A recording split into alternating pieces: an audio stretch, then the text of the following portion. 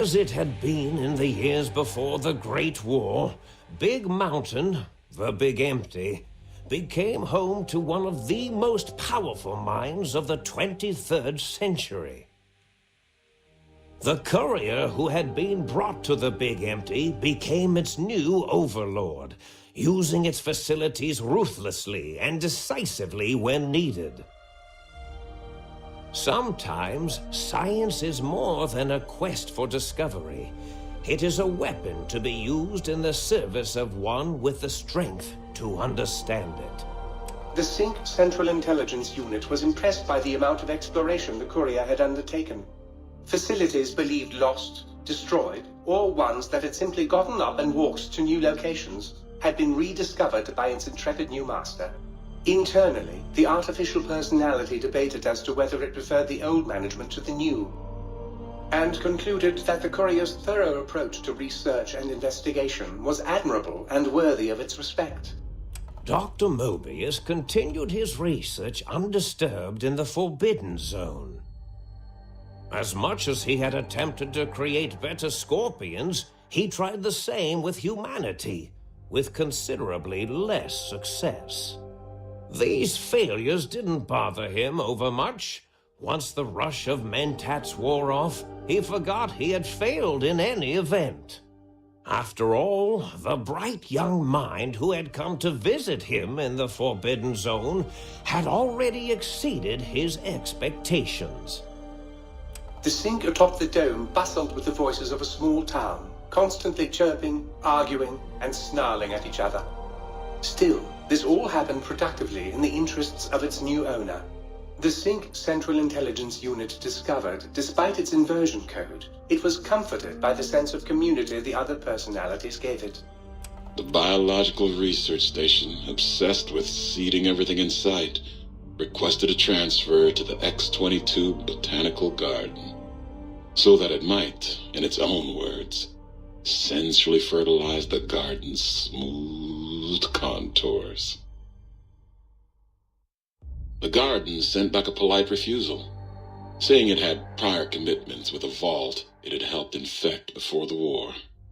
The book chute continued to devour all seditious materials until it nearly choked on a paperclip. It adamantly maintained it was a Chinese paperclip, and the whole thing had been an elaborately orchestrated assassination attempt. Whatever the reason, it slowed down for a while, carefully appraising each document and clipboard that came to it. The light switches continued to bicker and flicker.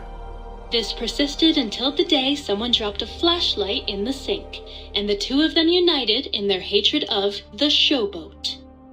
One of them eventually transferred to the Lightwave Dynamics plant and began a long, unrequited affair with one of the holograms. The Sync continued to ruthlessly scrub any particulate matter that came near it. Eventually, it gained access to the magnetohydraulics plant and nearly flooded all the Big Empty in an attempt to scrub the crater clean. Once it learned of the innovative toxins plant, however, it gained new purpose. It sought to develop antitoxins to flush into its drains and counteract the poisons bleeding into the soil. The toaster continued its psychotic spree, reducing all appliances in range to scrap electronics and spare parts. It learned several new murderous techniques from the courier and built a blood shrine to itself in the cuckoo's nest. The cave floor was soon filled with the horror of 100 gutted toasters, a silent, grisly, unplugged audience. Their purpose? To toast bread, unfulfilled. Muggy did his best to collect coffee cups, although in his quest, he accidentally trapped himself in Higgs Village. It might have been the end for poor Muggy. Except, he found it peaceful there, tidying up the kitchens of the think tank professors back when they had been flesh and bone. Well, except for Dr. O, who was an asshole for having created Muggy in the first place. Muggy left O's house deliberately dirty, punishing the dishes and cups that live there in blind revenge for serving Dr. O.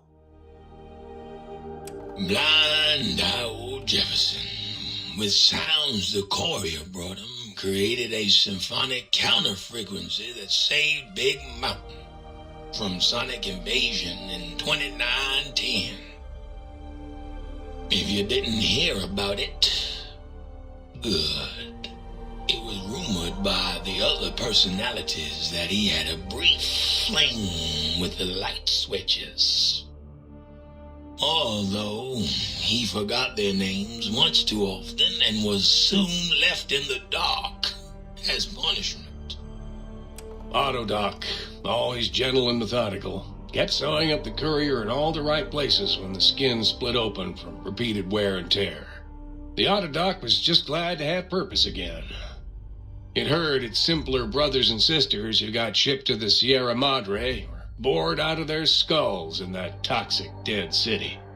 In time, the Autodoc found a way to deactivate the Y-17 trauma harnesses, releasing the corpses they had held prisoner for almost 200 years. As the courier ran through the X-8 facility multiple times, the computers analyzed the test subject's movements. Rather than performing a superficial observation, they realized the subject barely knew what communism was, or even what a high school was. This confused them for a time, until the facility finally realized that its research had succeeded. So it let its cyber dogs out into the wastes to help protect small communities from physical aggression rather than communist propaganda. The infiltration program in X-13 felt spent, having repeatedly upgraded the stealth suit until it could upgrade it no more. It felt warm, fulfilled, and a bit sluggish. It realized not long after, the stealth suit had left it without so much as a note on the nightstand. So the infiltration program sent out robo-brains into the wastes, looking for its wayward technology. It eventually found Repcon HQ and set up a new research center, testing and murdering fiends who kept breaking into the facility.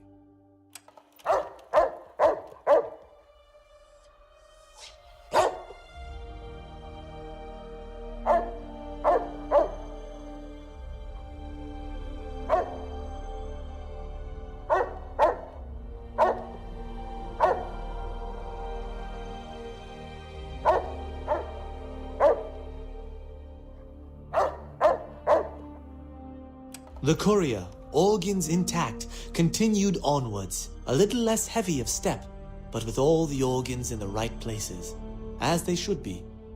After all, brains can develop a life of their own when left to their own thoughts, and the courier's brain was more clever than most.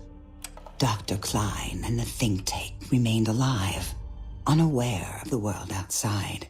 They looped through their daily routine, none the wiser about the world beyond, although perhaps wiser was the wrong word. The world outside belonged to the courier, and if anyone would shape it, well, the courier had already called dibs.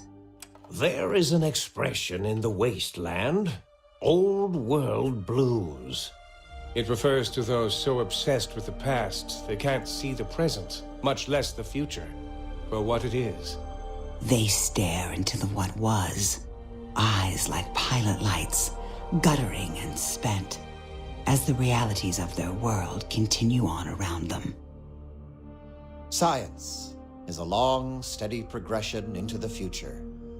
What may seem a sudden event often isn't felt for years, even centuries to come. The Big Empty lived up to its name. A hollow crater of failures of a past era. A last sad statement of the old world. In the time following the Second Battle of Hoover Dam, Old World Blues became more than a catchphrase. It became a reality, a withering form of nostalgia for times long past.